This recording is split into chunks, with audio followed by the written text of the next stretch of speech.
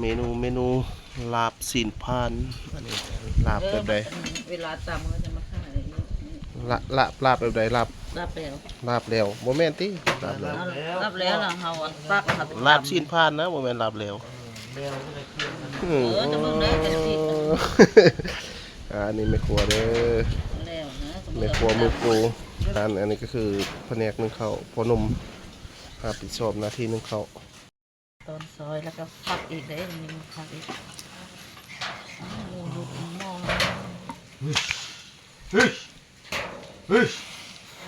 ใช่ว่าผู้พูดโตเลยมันเข้ามาดูเลยแล้วเขาเฮ็ดตุ้ม แล้วเขาจะตอนใช่ไปที่ละขั้นมันจะกระโปรง ตอนผักก่อน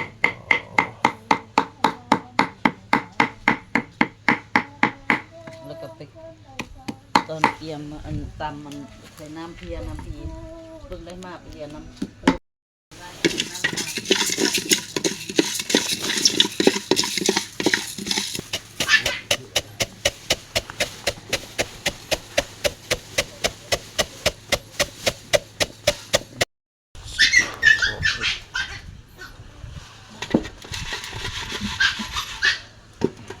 อันนั้นก็กินแล้วว่ามาแค่นควง กินเศร้านะ มันบ่กินเลยนะกินให้มันหอม น้ำเพียอันนี้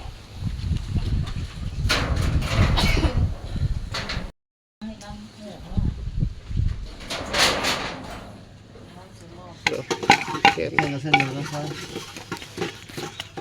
สีตำซีนเด้อนี่ลาบซีนปานเด้อตำซีนให้มันเร็วๆอยู่ดิ เอาข้าวมาโมแรงแล้วมันเขียนมาหมดเลย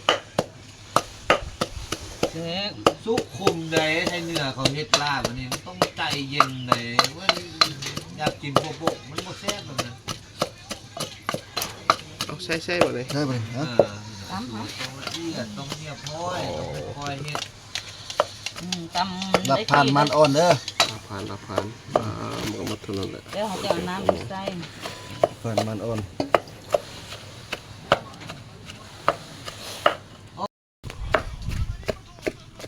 หลักผ่านมันอ่อนสุดยอดเลยนะปรับหมักซิบเลยนะ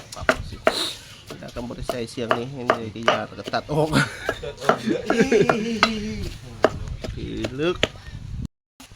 จะเบิ้ลจะบ่จะมันเอานะจะบ่เป็นบ่จะติด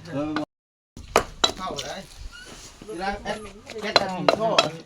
ระบายควันมันบ่นะควันมันบ่ระบายมันบ่ออกตรงทางนี่จะได้ให้มลพิษลงบ่ฮอดขีดเลยรอดูโลกกับโลกคิดตึ้งก็ซาลิดไปเลยเอาเมื่อคืนขึ้นเอาเมื่อ ปลาขี้ง ใช่แล้ว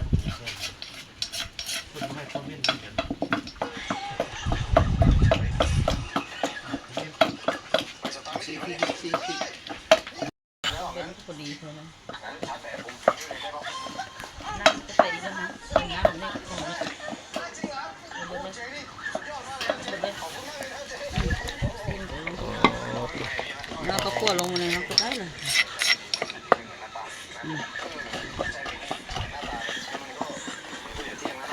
ลาบผ่านมันอ่อน ใช่จะจะละลายอ๋อไปคั่ว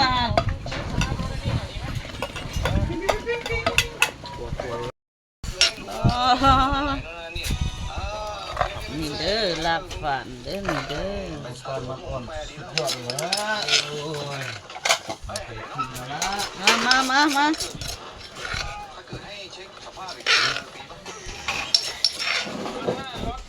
โอเคคุยเลย เยี่ยมเยี่ยมเยี่ยม เยี่ยม รับฟันมันอ่อนสุดยอดเลย สุดยอดเลยยังบ่ทันได้กินซิมก็แม่จังฮู้ว่าสุดยอดคำนี้ใหญ่เลย ไม่กินกับพริกก็